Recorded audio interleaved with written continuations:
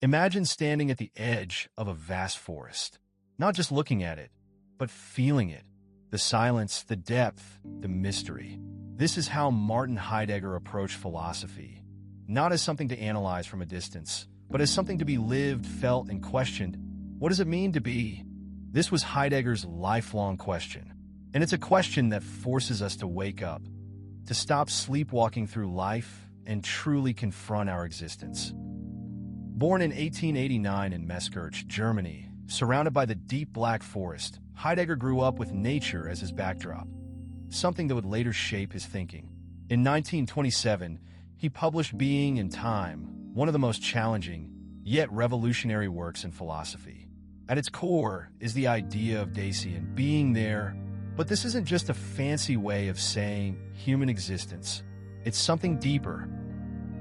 We, as Dasein, are unique because we don't just exist. We are aware of our existence.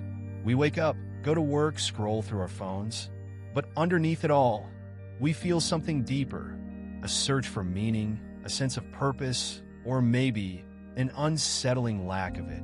And this awareness leads to something unavoidable: anxiety. Unlike fear, where we're afraid of something specific, Heidegger's angst is a more profound, objectless anxiety. A confrontation with the raw fact that we exist without any inherent purpose given to us. Terrifying? Maybe. But for Heidegger, it's also liberating.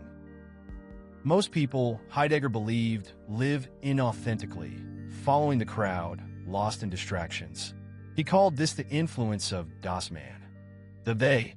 Society tells us how to live, what to do, what to want. And we rarely stop to ask, is this really me? But there's a way out. Authenticity. To be authentic means confronting our own mortality, realizing that we are finite, and making choices based on what truly matters to us. And this brings us to one of Heidegger's most haunting ideas: being toward death. Death isn't just something that happens later. It's part of our being right now. The awareness of death doesn't paralyze us. It awakens us. It forces us to stop postponing our true selves, to live, not as spectators, but as authentic beings. Later in life, Heidegger turned his attention to something that feels even more relevant today: technology. He didn't just worry about machines. He worried about how technology changes the way we see the world. When everything becomes a resource to be used, when people become data, when forests become lumber, when time becomes something to be optimized, we lose touch with being itself. In a world of distractions, where we are constantly connected but rarely present, Heidegger's warning feels chillingly accurate. But no discussion of Heidegger is complete without addressing a dark chapter of his life. In the 1930s, he briefly aligned himself with the Nazi Party, something he never fully accounted for. Can we separate a philosopher's ideas from their actions? And how does this shape his legacy? That's a question still debated today. But one thing is undeniable: Heidegger's philosophy leaves us with a challenge: to stop running, to stop avoiding, to confront the mystery of our own being.